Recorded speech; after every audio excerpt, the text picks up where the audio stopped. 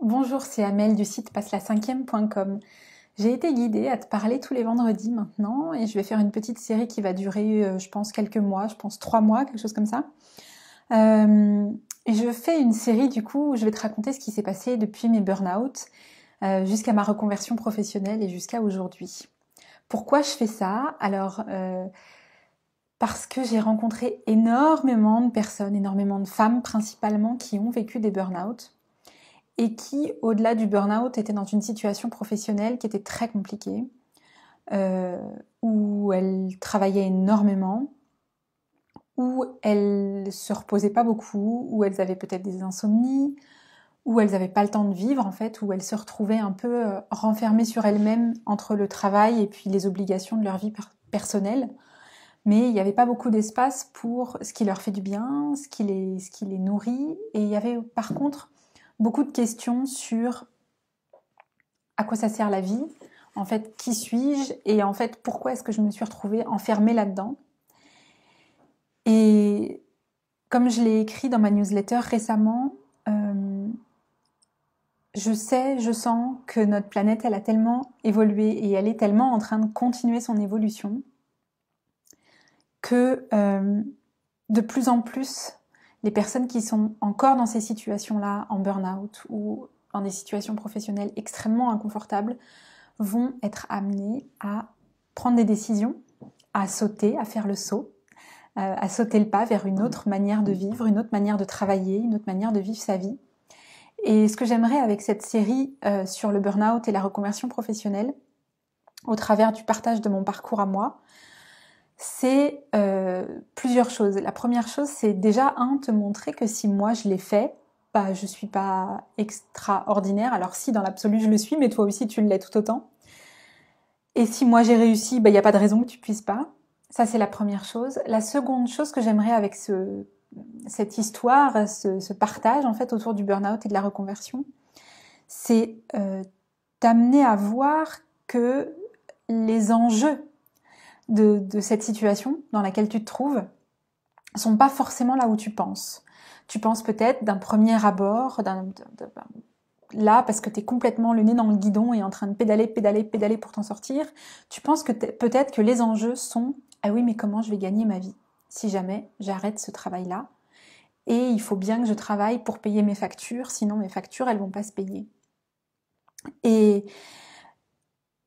c'est pour ça que j'ai eu envie de faire un cycle, enfin vraiment de faire plusieurs vidéos sur plusieurs mois, pour vraiment rentrer dans les détails et vraiment te montrer en fait parler avec toi en fait de cette situation et rentrer dans l'envers du décor en fait. Parce qu'on sait bien que au-delà du burn-out, en fait, dans une situation de burn-out ou de reconversion professionnelle, dans une situation professionnelle compliquée, les enjeux dépassent complètement ce que je disais tout à l'heure, c'est-à-dire l'aspect financier et juste l'aspect financier. Il y a une quête de sens derrière tout ça, en fait. Il y a un éloignement de soi qui est terrible. Il y a une espèce de renonciation à son propre bonheur. Mais il y a surtout une incapacité, une incapacité à savoir ce qu'on a envie. Moi, je me souviens que quand j'étais dans mon premier burn-out, ou le deuxième d'ailleurs, je me suis fait des insomnies et des insomnies. C'était terrible parce que je savais pas. Je savais fondamentalement pas ce que je voulais faire d'autre. Donc, c'est compliqué de se reconvertir quand on ne sait pas. Et en fait, cette situation où on n'en peut plus, où on n'est plus du tout bien, et où on n'a qu'une envie ou qu'un besoin, c'est que ça change, mais on ne sait pas où aller, on ne sait pas comment s'y prendre, eh ben, ça peut se transformer. C'est-à-dire que c'est pas parce que là, aujourd'hui, tu sais pas ce que tu as envie de faire que tu es bloqué dans cette situation-là, en fait. Il y a plein de manières de s'en sortir, mais vraiment plein. Et du coup, le sujet de cette histoire semble être le burn-out et la reconversion professionnelle. C'est avant tout une reconnexion à soi. C'est d'abord une reconnexion à soi. Et du coup, dans cette première vidéo de cette série, ce que je vais faire, c'est que je vais te raconter l'image que j'avais eue en rêve à l'époque où je faisais des conférences pour parler justement du burn-out et de la reconversion professionnelle, parce que c'était le moment de ma carrière où j'accompagnais les femmes en burn-out à retrouver une joie dans leur travail. Et en fait, l'image qui m'avait été envoyée pendant un rêve, je l'ai trouvée juste magnifique. On voyait un arbre qui était fissuré en deux, en fait, par la foudre. Et, pardon. Et c'était ça, en fait. C'est juste ça, l'image. C'est l'arbre qui est fissuré en deux par la foudre. Enfin, si, il y avait d'autres choses, mais l'essentiel du truc, c'était ça. Et le burn-out, c'est ça, en fait. C'est que on est découpé en deux, en fait. On est notre feu intérieur, hein, c'est une histoire de brûlure, hein, le burn-out. Burn, c'est brûler en anglais. Donc notre feu intérieur, au lieu de nous faire briller, hein, au lieu de nous permettre de faire grandir nos flammes là, eh ben il se retourne contre nous en fait et il nous déchire et il nous découpe et il nous détruit quelque part. Et pour moi, l'enjeu du burn-out, c'est ça. C'est pas tellement un enjeu sociétal, c'est-à-dire c'est pas tellement un enjeu de mais oui, mais les entreprises c'est que des enfoirés et elles nous font bosser et les patrons, etc. Ça, c'est quand on regarde la situation d'un point de vue uniquement matériel en fait. C'est comme si on considérait que la vie n'était que matière. On sait bien que c'est pas le cas. En tout cas, moi, c'est de ça dont je parle. C'est à partir de cet angle-là que je vois les choses. Donc, c'est pas juste une question de mais oui, mais c'est l'autre, parce qu'on sait très bien que l'autre, de toute manière, il ne peut qu'être une représentation de ce que j'ai à l'intérieur de moi. Donc je ne peux pas, dans aucune boîte, je vais pouvoir trouver un patron qui va être généreux avec moi, qui va être compréhensif, qui va être bienveillant, qui va être attentionné, qui va être positif, qui va être encourageant, que si moi, suis tout ça avec moi-même. Bon, il n'y avait pas de syntaxe et il n'y avait pas de grammaire dans cette phrase. Mais vous avez entendu le message, je vais le redire pour que ce soit bien clair. Tu peux pas te trouver un chef qui soit bon, bienveillant, etc. avec toi si toi-même tu ne l'es pas avec toi-même. Or, dans notre société, on n'a surtout pas appris à développer ces capacités-là envers nous-mêmes, en fait. On a appris à se conformer. On a appris à faire un job d'une certaine façon. On a appris à faire un job pour payer son loyer, d'avoir un appartement ou une maison, pour pouvoir suffisamment grand, puis d'agrandir encore, et puis ensuite on aura des enfants, et puis ensuite, et ça tourne.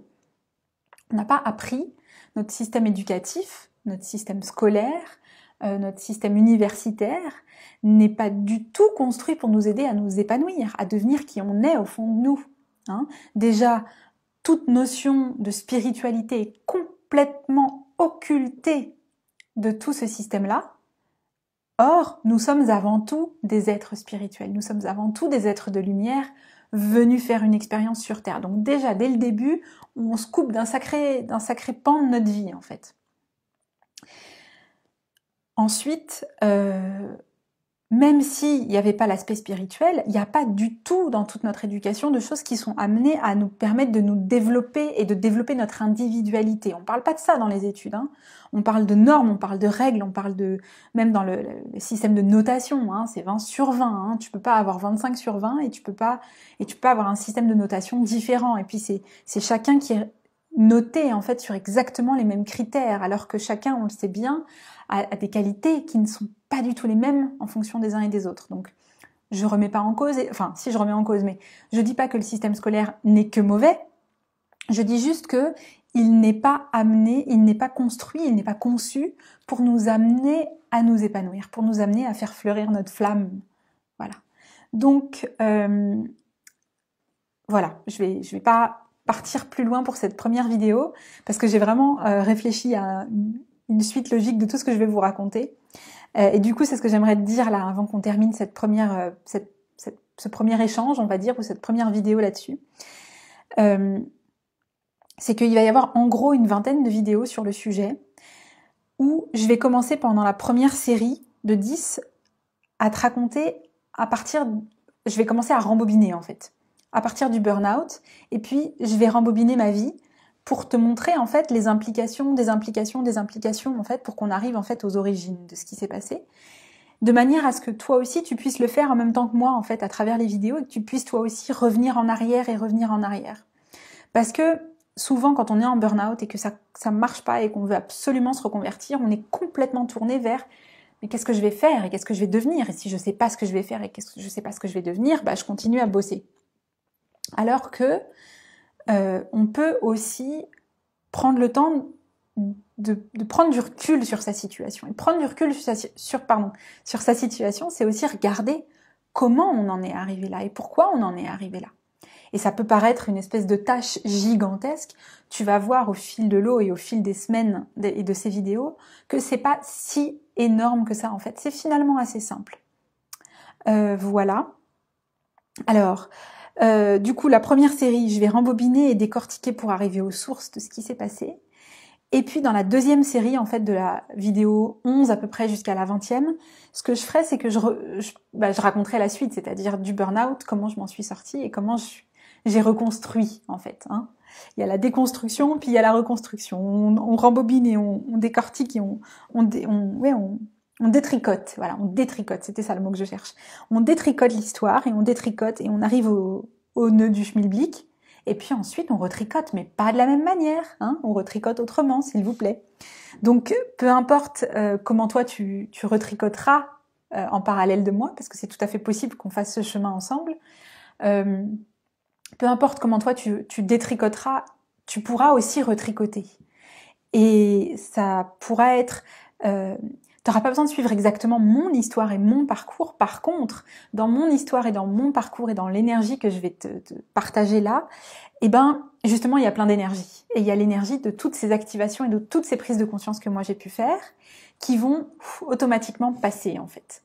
Donc, je t'invite, si c'est quelque chose qui te parle dès le début, à prendre vraiment un engagement avec toi-même à travers ces 20 vidéos de venir les regarder. Même si des fois il y a des résistances, même si des fois tu sens que... Si tu as envie de te reconvertir, si tu sens que ton burn-out il te pèse et tu veux plus, vas-y, prends une décision avec toi, un engagement avec toi-même de regarder ces 20 vidéos du début jusqu'à la fin, parce que je suis sûre qu'elles constitueront un magnifique chemin pour ta transformation. Voilà. J'ai deux choses encore à te dire pour cette vidéo. J'ai envie qu'elle dure une 20aine de minutes à chaque fois, donc je surveille le temps pour pas que ce soit trop long. J'ai 2 choses à te dire avant de commencer à te raconter un tout petit peu le début. Étant donné que c'est des vidéos que je vais moi tourner dans mon coin, je t'invite à m'envoyer par le biais qui te convient le mieux. Je pense que le biais le plus simple, c'est quand même de m'écrire un petit message sous la vidéo. Je t'invite à m'envoyer tes questions, à me raconter ton parcours en fait en parallèle. Raconte-moi où t'en es toi et là où ça bug et là où ça coince. Et j'intégrerai en fait à l'intérieur des vidéos, peut-être pas de manière chronologique, mais de toute façon ce sera intégré.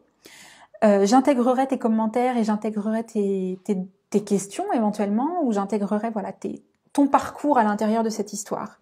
Parce que c'est une histoire qui est racontée, tu l'as bien compris, à partir d'une conscience autre que simplement de la matière. Donc il va suffire que par exemple j'aille lire ton histoire pour qu'automatiquement elle rentre dans mon champ de conscience et que dans la vidéo que je tournerai à la suite, ce soit intégré. Voilà. Voilà, que te dire de plus? Et ben c'est parti, il nous reste 5 minutes à peu près. Je vais commencer au moment fatidique, le moment de ouf où tout a basculé. Alors, on va prendre le fameux moment où j'étais en poste dans une entreprise dans l'industrie pharmaceutique, une petite boîte, une espèce de start-up, on va dire, dans l'industrie pharmaceutique, où moi, j'avais comme job d'être chef de projet senior. Alors, j'avais 25 ans à peine et j'étais chef de projet senior. J'avais 2 personnes sous ma responsabilité, 2 hommes qui étaient tous les 2 plus âgés que moi. Va savoir, va chercher la logique, il n'y en a pas forcément. Et ça faisait déjà 1 an ou 2 que j'étais là-dedans et que je bossais énormément. Et là, notre chef m'avait demandé en fait de venir à la période de mon anniversaire, exactement en plein autour de mon anniversaire, la semaine autour, quelques jours avant et quelques jours après. Il fallait que j'aille en Espagne et en Italie, chez le client avec lequel je travaillais déjà en France et en Espagne et en Angleterre, pour faire partie de réunions commerciales, on va dire. Donc, On avait été en Espagne, on avait été en Italie, le voyage se terminait en Italie, là où j'ai fêté mon anniversaire, je sais même plus dans quelle ville c'était, mais bref, c'est pas très important. Et pendant toute la journée qu'a duré la réunion en Italie, j'ai pas été sollicitée pour parler une seule fois. Donc c'est vraiment le grand chef qui avait fait toute la conversation, toute la réunion, pour laquelle, soi-disant, j'étais nécessaire et absolument... oui, c'est ça, il fallait que je sois là, quoi. Même si c'était mon anniversaire, parce que je l'avais dit. Je lui ai dit, non, mais c'est mon anniversaire, j'ai pas envie d'y aller et tout. Bref. Résultat, je rentre chez moi quand même, et je me souviens qu'on est revenu de ce grand voyage magnifique un vendredi soir. Et on rentre un vendredi soir, et je ne sais plus du tout ce que j'ai fait de cette soirée-là, je m'en souviens plus franchement. Ce dont je me souviens, c'est que cette soirée-là et le week-end qui a suivi, j'ai passé mon temps à pleurer ou à dormir. Donc c'est très probable qu'en arrivant, je me sois écroulée et que j'ai dormi simplement. Sauf que normalement, le lendemain, j'aurais dû fêter mon anniversaire, passer du temps avec des amis, avec de la famille, etc. J'ai eu ma famille au téléphone, des amis. Et en fait, les gens me disaient, non mais Amel, là, ça marche pas. Si tu fais ça, que pleurer et dormir, c'est pas une vie, tu vois. Il va falloir que lundi matin, tu ailles voir le médecin, sérieusement. Je sais pas dire de quoi je pleurais. J'avais pas de raison particulière d'être triste. En tout cas, pas consciemment. Il y en avait probablement plein. C'était probablement un trop-plein qui s'exprimait. Mais sur le moment, je pleurais. C'est tout. Je pleurais, je dormais. Je pleurais, je dormais. Et du coup, j'ai fini par aller voir, le lundi matin, par aller voir le médecin, mon médecin traitant habituel, quoi. Et lui, il m'a écouté. Puis très rapidement, il m'a dit, bon, ben, vous allez rentrer chez vous, vous allez faire vos valises.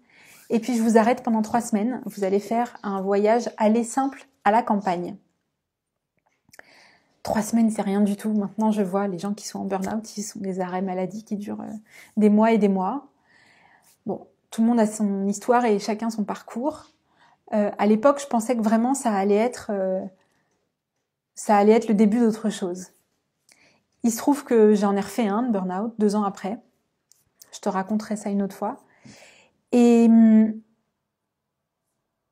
je veux te laisser avec une chose importante. Je suis partie à la campagne, j'étais chez ma grand-mère, dans un tout petit village, vraiment, c'est la campagne, quoi. Et ma grand-mère, elle comprenait pas trop bien mon histoire d'état d'âme, mes états d'âme avec cette histoire de travail, parce que j'avais un boulot, après tout, de quoi je me plaignais. Alors elle avait vécu la guerre, et puis elle avait vécu l'après-guerre, et puis elle avait vécu des choses difficiles. Et là, moi, j'arrivais en mode, mais je suis en burn-out parce que mon travail, il me demande de trop travailler, ou parce que je travaille trop, enfin... Bref, il y avait un truc qu'elle comprenait pas forcément. Donc c'est pas forcément évident, avec l'entourage ou en tout cas à l'époque, parce qu'à l'époque, on parlait pas non plus beaucoup de burn-out. C'était quand même il y a une dizaine d'années. On n'en parlait pas autant qu'aujourd'hui. C'était pas évident avec l'entourage de faire comprendre en fait ce que je traversais, même de le comprendre moi-même. Par contre, j'ai eu une amie, et c'est avec ça que je veux te laisser, j'ai eu une amie qui m'a appelée, qui a pris de mes nouvelles, et qui m'a dit, parce qu'elle avait vécu déjà un burn-out 2 ans ou 3 ans avant, et qui m'a dit, je suis désolée pour toi, je suis vraiment désolée pour toi que tu sois en arrêt maladie parce que tu es en burn-out. Je suis vraiment désolée. Et en même temps, je suis pleine de joie parce que je sais que quelque chose de bon va sortir de ça pour toi. Voilà. Et c'était très émouvant, l'émotion est encore là, et c'était très émouvant d'entendre cette amie-là qui avait traversé et donc qui me parlait d'expérience et qui savait que de l'autre côté, il y avait autre chose de possible et que ça allait m'ouvrir des portes et m'ouvrir tout court en fait. Voilà. Donc c'est avec ça que j'ai envie de te laisser aujourd'hui. Je suis désolée. Si tu suis cette série de vidéos, c'est que probablement, et que tu es encore là au bout de 18 minutes de vidéo, c'est que tu vois de quoi je parle quand je parle de burn-out et de reconversion professionnelle. Donc je suis désolée, je suis vraiment désolée du plus profond de mon cœur que tu vives ça, que ce soit ça ton expérience. Et en même temps, je sais qu'une expérience comme ça dans la vie, ça n'arrive pas par hasard. Et je me réjouis parce que tu vas ouvrir à qui tu es. Tu vas aller découvrir que la vie, c'est encore mieux que ce que tu pensais que c'était. T'as pas idée. Franchement, quand je repense à la vie que j'avais à l'époque et à la conscience de vie que j'avais à l'époque, j'avais pas idée que ça pouvait être aussi cool que ça peut être aujourd'hui. Sur plein d'aspects, pas seulement sur le boulot en fait. Voilà, donc je fais exprès d'ouvrir mon cœur et tout mon champ là pour que tu puisses sentir ça Et je t'envoie cette énergie-là pour que tu puisses sentir et juste, quelque part dans ton être, sentir que c'est possible qu'il y ait mieux, en fait. Et que même si tu n'as aucune idée de comment ça peut être mieux et de comment ça peut se transformer, c'est pas grave. Juste ressens quelque part que ça peut être mieux. Voilà. C'est mon cadeau pour toi aujourd'hui. Je te dis rendez-vous la semaine prochaine. On a rendez-vous tous les vendredis pour cette série. Et la semaine prochaine, je te raconterai comment j'en suis arrivée dans un job comme ça, où je travaille tellement que je fais un burn-out. Ça va être la première étape où on descend dans le décortiquage. Voilà. D'ici là, je t'invite à m'envoyer tes questions, je t'invite à m'envoyer tes remarques et ta situation si tu as envie. Tu peux aussi m'envoyer un mail, bien évidemment, si tu n'as pas envie de partager ton histoire perso sur le site, sur Facebook. Voilà, je t'embrasse et je te souhaite une très bonne soirée, un bon week-end et une bonne semaine. Ciao.